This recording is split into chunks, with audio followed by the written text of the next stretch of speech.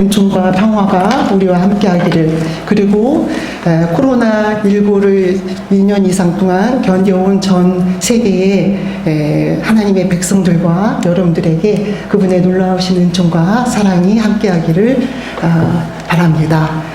PPT 함께 보면서 했습니다. 볼까요?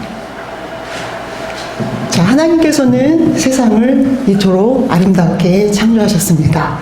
그런데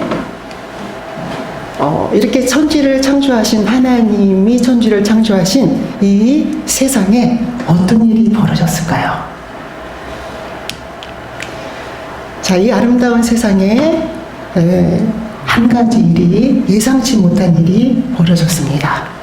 그것은 한 사람의 죄가 세상에 들어오고 그 죄로 말미암아서 세상에 사망이 들어왔어요. 그래서 같은 사람이 모든 죄를 지었고, 그리고 사망이 모든 사람에게 이르렀습니다. 이전에 우리가 죄인 되었을 때에 이 죄의 무게는 너무 커서 우리 스스로 이 죄를 떼어낼 수가 없었어요. 그만큼 이 죄의 무게는 너무 무겁고 컸습니다. 그리고 죄의 삭은, 죄에 대한 대가는 이처럼 슬프고 어둡고 또 죽음이었어요. 이러한 죄의 고통에 시달리고 있는 우리 인간의 모습을 보면은 우리는 생각합니다. 오라, 나는 공고한 사람이로다. 이 사망의 몸에서 누가 나를 건져낼 수 있을까? 이 무거운 죄의 크기에서 누가 나를 해방시킬 수 있을까? 우리는 이렇게 괴로울 수밖에 없었어요. 왜냐하면 우리 스스로 이 죄의 무게를, 이 고통스러운 죄의 크기를 덜어낼 수가 없었기 때문이에요. 이런 우리의 모습을 보신 하나님께서는 어떤 생각을 하셨을까요? 이러한 모습을 보신 하나님은 한 가지 계획을 세우셨어요. 그 계획은 하나님이 자기의 독생자를 세상에 보내시기로 결정하신 거죠. 그래서 자기의 독생자를 보내시려고 했던 것은 우리를 죄로부터 살려주시기 위함이었어요. 그래서 하나님께서는 자기의 독생자 예수님을 어린 양으로 이렇게 보내주었습니다. 그런데 이 어린 양을 보고 요한은 이렇게 이야기합니다. 보라, 세상 죄를 지고 가는 하나님의 어린 양이로다. 이 예수님, 하나님의 어린 양에게 무슨 일이 일어났을까요? 하나님은 이 어린 양 예수님을 통해서 그렇게 독생자를 보내셨고 우리를 살리려 하신 그러한 은밀하고 놀랍고 너무나도 큰 계획을 세우셨어요. 그것은 우리를 죄로부터 이렇게 죄의 쇠사슬을 끊어주기 위함이었죠. 그런 하나님의 계획에, 그러한 하나님의 계획에 이제 예수님은 이 땅에 오셨는데 그 예수님을 우리가 어떻게 했을까요? 우리는 너무나 죄인이었어. 너무나 무거운 죄를 안고 살아가는 그런 죄인들이라서 예수님에게 이렇게 가시관을 머리에 엮어 씌운 거죠. 그리고 이 머리에 가시관을 씌운 예수님을 향해서 희롱하고 조롱하며 그렇게 예수님에게 모멸감을 안겨다 주었어요. 왜 그런 짓을 우리가 했을까요? 우리는 너무나도 죄인이기 때문에, 우리 마음속에 아주 어두운 생각들이 있기 때문이에요. 그렇게 예수님은 우리가 이렇게 머리에 가시관을 쓰게 하고 십자가를 지게 하는, 그래서 예수님이 십자가를 지게 하고 또 예수님을 십자가에 못 박아서 이렇게 고통 가운데 있게 버려두게 됩니다. 자, 이런 예수님에게, 이런 십자가를 지신 예수님에게 무슨 일이 일어났을까요? 그 예수님은 십자가에서 달려서 죽게 되는 거죠. 이렇게 십자가 위에 있었던 예수님을 아리마대 요셉이라는 사람이 예수님의 시체를 달라고 해서 이렇게 시체를 가지고, 예수님의 시체를 가지고 가게 됩니다. 그 아리마대 요셉은 예수님의 시체를 가져다가, 죽으신 예수님을 가져다가 무슨 일을 하였을까요? 아리마대 요셉은 그 예수님의 시체를 가져다가 깨끗이 닦고 그리고 세마포에 쌓아서 이미 준비된 무덤에 넣어두었어요. 우리나라 무덤과 다르게 이스라엘 무덤은 돌무덤이었고 돌로 그 무덤의 입구를 막는 무덤이었어요. 이게 예수님을 깨끗이 씻기고 그리고 세마포에 쌓아서 바위에 있는 그래서 무덤에 넣어두었습니다. 그렇게 예수님을 무덤에 넣어두었는데 그리고 나서 아리마대 요셉은 집으로 향했어요. 근데 그 예수님의 무덤에 경비병들이 와서 돌로 봉인하고 무덤을 굳게 지켰어요. 혹시 예수님의 시체를 누가 가져갈까봐 그렇게 지켰던 거죠. 그런데 이제 예수님을 그동안 너무나 사랑했고 예수님이 가르쳐줬던 그 교훈이 너무 가슴 깊이 큰 나무처럼 심어져서 예수님 말씀대로 살아가는 제자들이 있었어요. 그 중에 막달라 마리아와 다른 마리아가 예수님의 무덤에 가서 어떻게 예수님이 되었는지 보고 싶었어요. 그래서 예수님 무덤에 갔습니다. 그런데 보고 싶었던 예수님은 보이지 않고 누가 나타났을까요? 천사가 이렇게 나타났습니다. 그래서 천사가 이야기합니다. 너희는 무서워하지 말아라. 너희가 찾고 있는 예수님, 십자가에 못 박히신 예수님은 여기에 계시지 않는다. 그렇다면 그리고 이렇게 예수님이 누우셨던 곳을 보라. 이렇게 이야기했어요.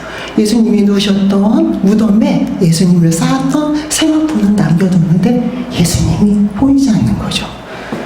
그래서 이렇게 이야기합니다. 와서 누우셨던 것을 보아라. 그가 다시 살아났느니라. 예수님께서 죽으신 예수님께서 다시 살아나시고 이 무덤에 없다는 것을 전해줍니다. 천사가. 자, 그러면 예수님은 어디에 계실까요? 예수님은 어떤 일이 벌어졌을까요? 자, 보니까 원수를 다 이기고 무덤에서 살아나셨네. 어둠을 이기시고 나와서 성도와 함께 길이 다스리시네. 이렇게 사셨네. 사신 거예요. 살아나신 거예요. 그래서 예수님은 더 이상 무덤에 계시지 않는 거죠.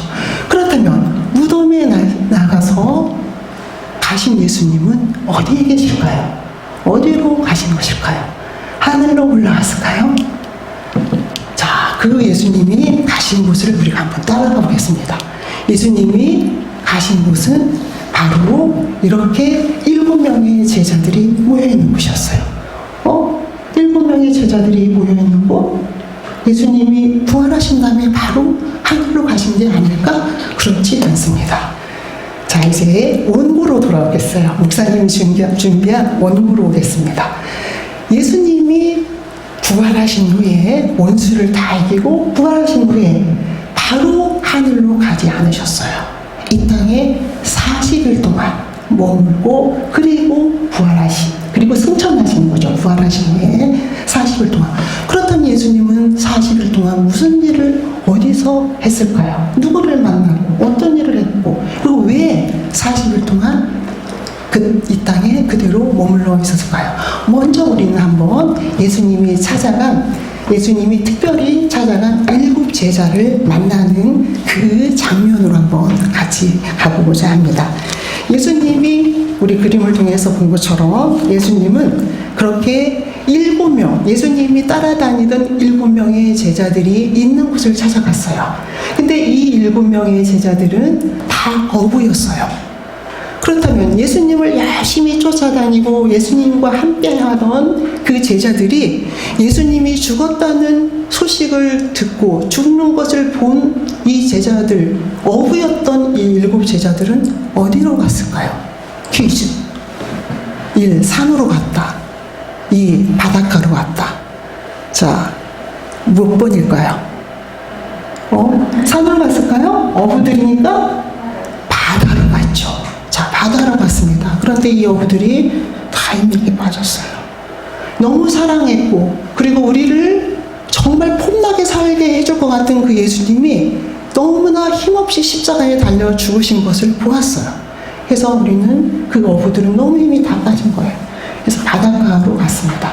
그리고 거기서 가장 예수님을 잘 따랐던 베드로가 이야기합니다. 나는 이제 고기나 잡으러 가야겠어. 그러면서 바닷가로 향하는 그 베드로를 보고 다른 6명의 제자들이 우리도 함께 가자. 그래서 바다에 배를 띄웠습니다. 그리고 갖고 있는 그물을 툴툴 털어서 바다에 던졌어요. 고기가 잡혔을까요? 안 잡혔을까요?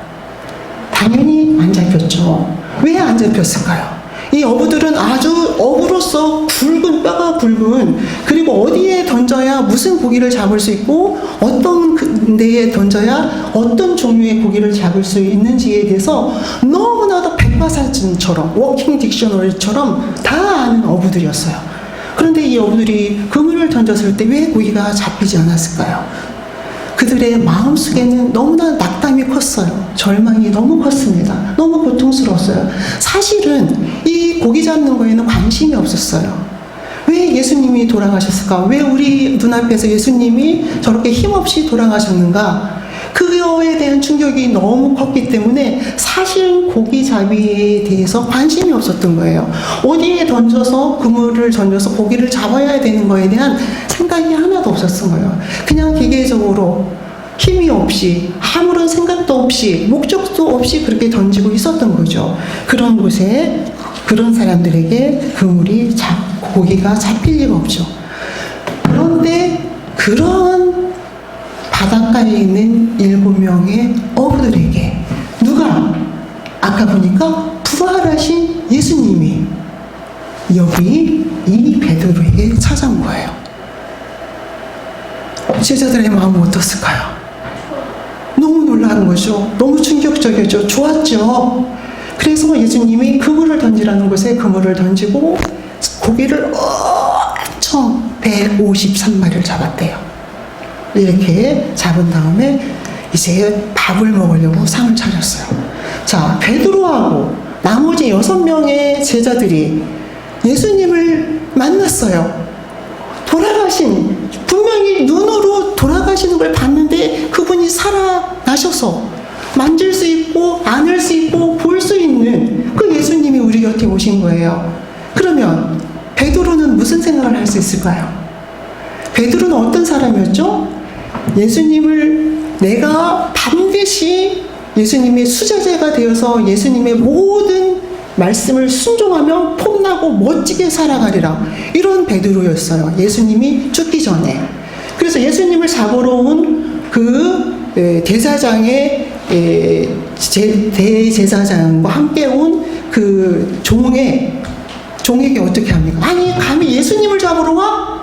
그래서 갑자기 칼을 탁 빼서 그 종의 귀를 베어버리는, 그렇게 의협심이 넘치는 그런 베드로였어요. 예수님이 무리를 걷는 것을 본 베드로는 나도 걸을래요. 나도 믿음으로 예수님처럼 그렇게 바다 위를 걸어보겠어요. 그래서 그 바다 위를 걷다가 해피엔딩은 아니죠. 다시 빠졌으니까. 그런 의협심이 있는 베드로였어요. 그렇게 예수님이라고 한다면 베드로의 모든 것을 걸만한 그러한 베드로였죠. 그런데 가면 갈수록 예수님이 그렇게 힘을 자랑하시는 분이 아니라 그 힘이 아닌 어떤 사랑과 용서와 그리고 이해와 포용과 이런 것들을 얘기하시면서 왠지 예수님이 힘을 잃어가는 것 같은, 그리고 어느 순간에는 갑자기 잡혀버린 거예요. 그런데 그 잡힌 예수님을 보려고 갔던 베드로에게 이야기합니다. 너도 한패지? 이렇게 이야기하는 그 사람을 향해서 뭐라고? 아니야, 나는 예수를 몰라. 난 예수가 누군지도 몰라. 예수가 뭐야? 먹는 거야? 나 몰라. 이렇게 예수님을 몇 번 부인했어요? 3번을 부인했던 베드로였어요. 그런 베드로에게 누가 다시 사신 예수님이 나타난 거예요. 그럼 베드로가 무슨 생각이 들겠어요? 예수님, 사실은요, 제가 그게 아니고요. 무슨 생각? 제가 부인한 거는요, 그게 아니고요. 제가 부인하려고 한 게 아니고요. 할 말이 얼마나 많겠어요. 자기가 실수했던 이유, 실수를 할 수밖에 없었던 이유, 또 실수를 하게 만든 상황, 그래서 얼마나 변명하고 또 변명을 넘어서 예수님을 사랑하니까 용서를 구하고 싶고 얼마나 할 말이 많았겠어요. 그런 예수님을 향해, 그런 베드로를 향해서 예수님이 뭐라고 얘기합니까? 밥 먹자. 아침 먹자. 다른 얘기 하나도 안 하셨어요. 그 말 속에 뭐가 들어있을까요? 밥 먹자. 아침 먹자. 실제로 성경에서 그렇습니다. 밥 먹자. 이렇게 얘기합니다. 그 말 속에 어떤 얘기가 들어있을까요? 우리는 많은 것을 생각할 수 있습니다. 그러한 예수님, 아침 먹자, 우선 밥 먹자. 이렇게 식사를 다 끝낸 예수님께서 베드로에게 물어봅니다. 베드로야, 네가 나를 여기 있는 사람들보다 더 사랑하느냐? 베드로야, 네가 나를 여기 있는 사람보다 더 사랑하느냐? 이렇게 물어요. 네가 나를 사랑하느냐 묻지 않고 네가 여기 있는 사람들보다 나를 더 사랑하느냐 물어요. 그럼 예수님께서 지금 베드로의 사랑을 예수님과 여기 있는 사람과 둘이 경쟁하는 겁니까? 아니면 무엇일까요? 그것은 이렇게 생각할 수 있습니다. 네가 여기 있는 사람보다 나를 더 사랑하느냐? 그것은 네가 함께하는 동역자, 너가 눈높이를 맞추고 살아가는 이 사람들보다 나를 더 사랑하느냐라고 묻는 그 물음은 이 모든 사람들이 갖고 있는 그 생각보다도 그 생각을 넘어서 하늘을 향해서 하나님을 바라보는 만큼, 예수 그리스도를 바라보는 만큼 영적인 세계를 아는 사람으로서 살아갈 수 있느냐를 묻는 거예요. 그냥 세상 속에 살아가는 그 인생, 오늘 일어나서 열심히 일해서 그거에 대한 대가로 살아가는 행복, 그 행복을 넘어서 그 땅의 즐거움과 행복을 넘어서 나라를 바라볼 수 있겠느냐, 이것을 묻습니다. 같은 세계 말고 영적인 세계가 있다는 것, 너 그거 인정하겠느냐? 이렇게 묻고 있는 질문과 같습니다. 그렇습니다. 사랑이라는 것은 이들보다 나를 더 사랑하느냐? 그것은 하나님을, 예수님을 아느냐? 예수님을 인정하겠느냐? 나를 인정하겠느냐? 이 질문과 같습니다. 그러한 베드로, 그런 질문을 받은 베드로가 어떻게 대답할까요? 주님, 내가 주님을 사랑하는 줄 주님이 아십니다. 그런가? 정말 그렇단 말인가? 너가 정말 나를 사랑하느냐? 이 땅의 세상의 행복을 넘어서 영적인 세계, 하나님이 계신다는 것을 인정하느냐? 그렇다면 이제 나는 하늘로 가야 하는데 여기에 남겨진 모든 나의 양들을 너에게 맡긴다. 내 어린 양을 먹여라. 이런 사명을 예수님이 주고 있는 것을 보게 됩니다. 사랑하는 성도 여러분, 그렇게 예수님과 베드로의 만남, 그런데 예수님은 또 묻는 거죠. 네가 나를 사랑하느냐? 동일한 질문으로 묻습니다. 그러한 예수님의 질문에 베드로 또한 주님, 내가 주님을 사랑하는 줄 주께서 아시나이다. 이렇게 얘기하고 또 예수님은 내 어린 양을 치라. 이렇게 이야기합니다. 내 어린 양을 치라는 것은 예수님께서 지금 남겨진 이 모든 하나님의 백성을 베드로가 하나님의 말씀을 가리키고 베드로처럼 하나님의 길에 순종하며 나아가기를 원하는, 이 땅의 세계 말고 그 세계를 넘어서 하늘의 세계가 있다는, 그렇게 하나님이 살아계시는 것을 인정하는 삶을 살아가기를 원하는, 그래서 그것을 베드로에게 이제 맡기고 있는 그 모습을 보게 됩니다. 사랑하는 성도 여러분, 또 3번에 걸쳐서 네가 나를 사랑하느냐 물으시는 예수님, 그리고 또 반복해서 내 양을 치라고 말씀하신 예수님, 그 말씀을 들은 베드로의 삶은 어떻게 달라졌을까요? 그 삶은 어떻게 변화됐을까요? 사랑하는 성도 여러분, 베드로는 본래 어부였고 예수님이 부활하셔서 나타나 만나주기 전에 예수님이 베드로를 불렀을 때 그는 그 가슴속에 업으로 살아가는 그 가슴속에 그 공허한 마음을 그 영적인 세계로밖에 채워줄 수 없는 그 마음을 갖고 있었던 베드로였고 그 마음이 채워지기 시작했던 베드로였어요. 그런데 예수 그리스도의 부활을 통해서 다시 견고히 흔들릴 수 없는 믿음을 갖게 된 베드로에게 이제 어떤 일이 벌어졌을까요? 사도행전 2장은 예수님을 만난 베드로의 삶이 어떻게 달라졌는가를 보게 됩니다. 그 사도행전 2장으로 가보면 그는 말씀 가운데 서 있는 것을 보게 됩니다. 그래서 베드로는 그의 설교에서 유엘 선지자가 예언했던 것을 예언하고 있는 것을 보게 됩니다. 말씀을 통해서 모든 날에 하나님의 영이 우리에게 부어질 것이고 그리고 우리는 예언할 것이고 젊은이는 환상을 볼 것이고 늙은이들은 꿈을 볼 거라는 그런 놀라운 역동적인 복음을 전하는 그 복음으로 해서 견딜 수 없는 베드로의 삶을 우리는 보게 됩니다. 그리고 그런 삶으로 돌아선 그런 터닝 포인트를 경험한 베드로는 그렇게 자기의 모든 육체가 희망에 거한다는 그러한 변화된 삶으로 살아가는 그런 모습을 우리에게 보여줍니다. 그리고 그는 성전에 올라가면서 안진뱅이를 나면서부터 못 걷게 된 그 안진뱅이를 향해서 내가 예수 그리스도의 이름으로 명하노니 근거는 내게 없지만 예수 그리스도의 이름으로 명하노니 일어나 걸으라는 선언을 하는 그래서 그 안진뱅이를 살리고 세우는 그런 복음의 삶을 살아가는 베드로의 모습을 보게 됩니다. 그렇게 안진뱅이, 날 때부터 안진뱅이여서 내 운명은 안진뱅이야. 그리고 그 안진뱅이의 높이밖에 바라보지 못하는 그 안진뱅이를 향해서 세상을 제대로 볼 수 있는 그런 사람으로 세우는 베드로를 보게 됩니다. 저는 베드로가 금가오는 내가 없지만 예수 그리스도의 이름으로 명하노니 일어나 걸으라고 명하는 그 베드로, 그래서 그 안진뱅이를 회복시키는 베드로의 모습을 보면서 안진뱅이를 회복시켰을 뿐만 아니라 자기 자신을, 자기의 삶을, 자기의 안진뱅이 되었던 삶을 회복시키는 그런 모습을 우리는 보게 됩니다. 사랑하는 성도 여러분, 이 베드로의 삶이 오늘 우리에게 어떤 이야기를 하고 있을까요?